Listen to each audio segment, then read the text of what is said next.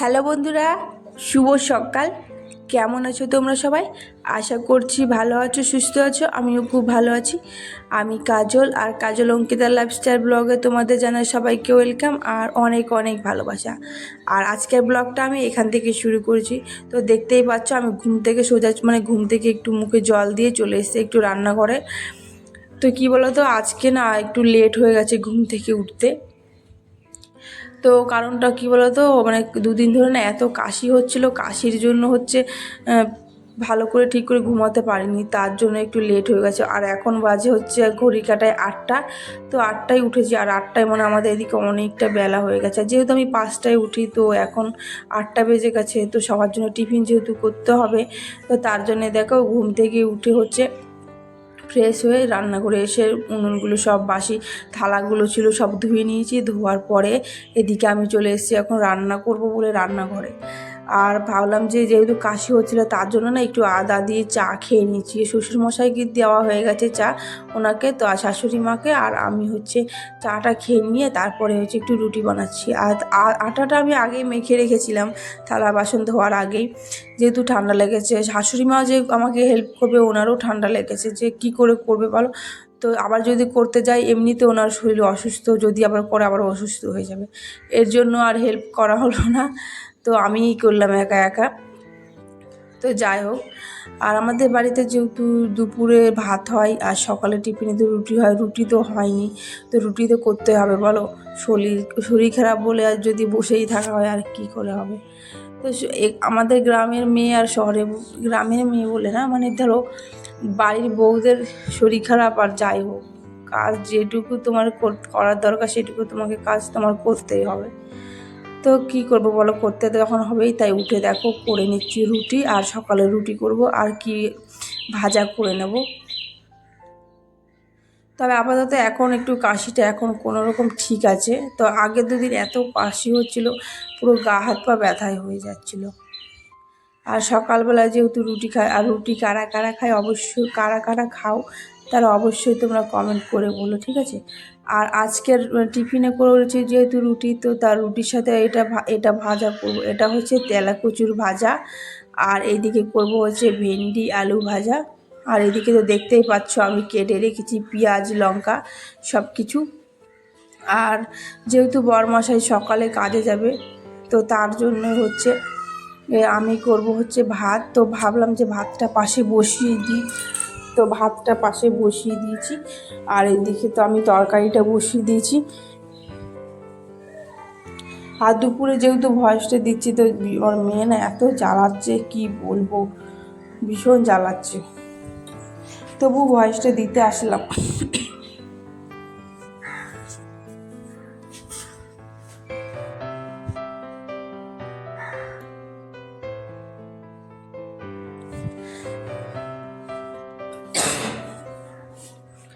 আর এইদিকে দেখো আমার মেয়ে উঠে গেছে, উঠে গেছে। আর ওকে একটা বিস্কুট মুখ ধুয়ে দিয়েছি, মুখ ধোয়ার পরে ওকে একটা বিস্কুট দিয়েছি, বিস্কুটটাই খাচ্ছে।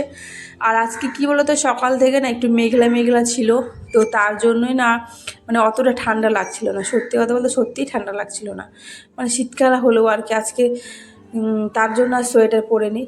আর ওর কাছ থেকে আমি বিস্কুটটা নিয়ে নিয়েছি বলে ওর আগে খাটের তলায় গিয়ে শুয়ে পড়েছে, কারণ আমি বলেছি কি যে রুটির সাথে হরলিক্স দিয়ে খেতে, এর জন্য বিস্কুটটা নিয়েছি, তো তার জন্য ও শুয়ে পড়েছিল। তো যাই হোক, ওকে অনেকক্ষণ ডাকার পরে তো উঠে এসে ওকে এখন খেতে দেবো হরলিক্স। তো রুটি দিচ্ছিলাম, রুটিও কিছুতেই খাবে না, তো তার জন্য ওকে আর দিইনি। আর আমার জন্য নিয়েছিলাম আমি নিমকি নিয়েছি আর রুটি, আর ওই ভাজাটা বেশ ভালোই লাগে। অনেক দিন পরেই খেলাম, যেহেতু আমাদের গাছ আছে, গাছে এখনও হয়নি এই এটাকে আমাদের ওদিকেকার বলে কুঁদরি। তো এটা ভাজা, তো এটা কিনে এনেছিলাম। তো অনেক দিন পর খেলাম, তো বেশ ভালো লাগে। আর সবাই বলে যে সুগার পেশেন্টের জন্য খেলে নাকি বেশ ভালো। তো যেহেতু শাশুড়ি মার সুগার রয়েছে, তো ওনার জন্য বেশ ভালো। তো শাশুড়ি মার জন্য বেশ ভালো করা হয়েছিল। আর আমাদের জন্য ভেন্ডি আলু ভাজা করা হয়েছিল। আর শাশুড়ি মা বাজারে গেছিলো, আর বাজার থেকে নিয়ে এসছে চিকেন। আর দেখো চিকেন নিয়ে এসছে, আর এদিকে হচ্ছে আলুটাকে আমি আগের থেকে ভাজা করে রেখেছি। বলে গেছিলো যে আমাকে যে চিকেন নিয়ে আসবে, মানে মাংস নিয়ে আসবে, তো তার জন্য হচ্ছে আমি আলুটাকে আগে ভালো করে ভেজে নিয়েছি। আর এদিকে মশলাও করে নিয়েছিলাম, আর একটুখানি সলিড মাংস রেখেছি, বিকেলবেলা ওদেরকে কিছু একটা করে দেব। আর এদিকে আমি দেখতে পাচ্ছ কড়াইয়ে বসিয়ে দিয়েছি, আর মাংসটাকে দিয়ে ভালো করে কষে নেব। আর মাংস হচ্ছে আমি এভাবে রান্না করি, অনেকে ম্যারিনেট করে রান্না করে। তো যাই হোক বন্ধুরা, ভিডিওটা তোমাদের কেমন লাগছে অবশ্যই কমেন্ট করে বলো। আর যদি ভালো লাগে অবশ্যই আমার চ্যানেলটাকে একটা লাইক করে সাবস্ক্রাইব করে দিও। আর যারা নতুন বন্ধু আমার চ্যানেলটাকে দেখছো তারা অবশ্যই আমার চ্যানেলটাকে সাবস্ক্রাইব করে দিও। আর পুরনো বন্ধুদেরকে বলছি আমার চ্যানেলটাকে সাবস্ক্রাইব করার জন্য অনেক অসংখ্য ধন্যবাদ। তো যাই হোক, আশা করি ভিডিওটা তোমাদের ভালো লাগছে। ভালো লাগলে অবশ্যই তোমরা দেখো পুরোটা। আর তোমরা কেমন ভিডিও চাইছো আর কিভাবে ভিডিও করলে ভালো লাগবে অবশ্যই কিন্তু তোমরা কমেন্ট করে বলো, সেভাবেই আমি করব। আর কারণ তোমাদের সাপোর্ট ছাড়া তো আমি কখনোই বড় হতে পারবো না, তো তার জন্য সেটাই বলছি। তো এদিকে আমার রান্নাবান্না সব কমপ্লিট। তো দেখতে পেলে আমার চিকেনটা হয়ে গেছে, এদিকে চিকেন করেছি, আর এদিকে ভেন্ডি আলু ভাজা আর ডাল করেছি, আর এদিকে ওই তেলা কচি ভাজা। ব্যাস, আজকে দুপুরের মেনু হচ্ছে এটাই। তো এরপরে আমি হচ্ছে ঘরগুলো যেহেতু করেছি, ঘরটা তো পরিষ্কার করতে হবে, তো রান্নাঘরগুলো সব মুছে পরিষ্কার করে একবারে স্নান করে নেব।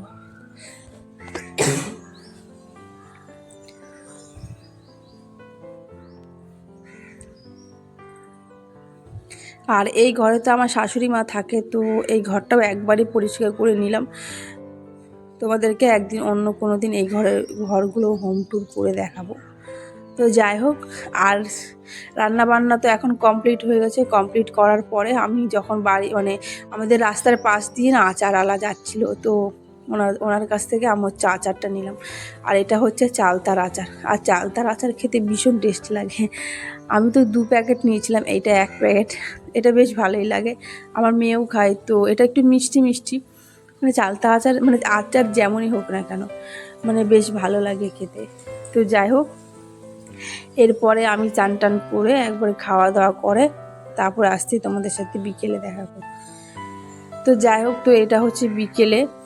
তো দুপুরে আর তোমাদের সাথে আসতে পারিনি, কারণ দুপুরে মানে খাওয়া দাওয়া করার পর মানে একটু রেস্ট নিয়েছিলাম, তার জন্য আর তোমাদের সামনে আসতে পারিনি।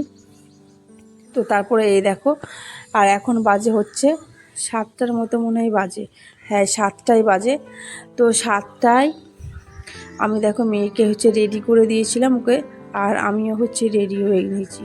আর এখন যাব হচ্ছে মেলায় হচ্ছে জিতকে দেখতে যাব। আর আজকে আমাদের এখানে হচ্ছে জিত আসার কথা, তো তার জন্যই মানে মেলায় যাব সোয়েটার পরে, মানে জামা পরার পর যদি সোয়েটারটা পরা হয় না সত্যি একটু কেমনই লাগে।